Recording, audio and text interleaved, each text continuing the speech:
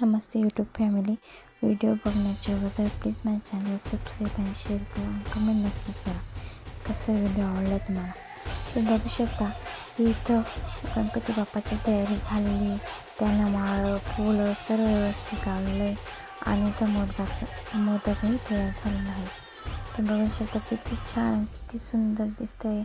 कारण की ती आज खूप उत्सुक आहे, कारण की ती त्यांच्या घरी जाणार आहे. इथं काय आमची आरतीला सुरुवात झाली.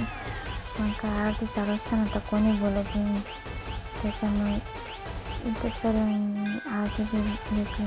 आणि आज तर खूपच डोळ्यामध्ये पाणी येते, कारण की आज बाप्पा चालले. आज न घर असं शांत शांत वाटेल इतकी झगमगी होती घरात, काय मी सांगू शकणार नाही.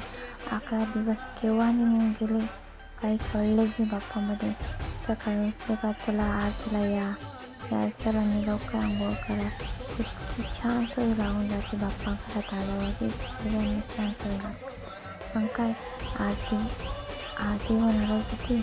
मग काय माझा एक गणपती आरती करता आमच्या घरातही यावर्षी दुसरा गणपती. आम्हाला तर गौरी पाहिजे होती, पण आता काय ते काय आपला विचार करूनही देत असतात. नाही तर आमच्या आरती झाली. मग आता चालली आमची विसर्जनाची तयारी. मग काही तर सर्व चालत तुम्ही बघू शकता किती छान निसर्ग वातावरण आहे आमचं. कारण की आम्ही गावाकडे राहतो आणि शेतात राहतो. तुम्ही बघू शकता इथं आहे मक्का आजूबाजूला. काही त्यांना कळाले असेल मक्का काय राहते, काही त्यांना काहीच कळत नाही. इथं आणखी एक वेळा आरतीला सुरुवात होणार होती. बघू शकता सर्वजण आरती करत आहे. मग काही सर्वांनी काही टाळ्या वगैरे वाजवल्या. कोणी काय म्हणत होतं, कोणी काय म्हणत होतं. आमच्या डॉगी पण तयार होता विसर्जनाला. बघू शकता की आमच्या विहिरीत विसर्जन करताना बघू शकता किती छान विसर्जन करता येईल, कारण की बाप्पालाही काही लागायला नको.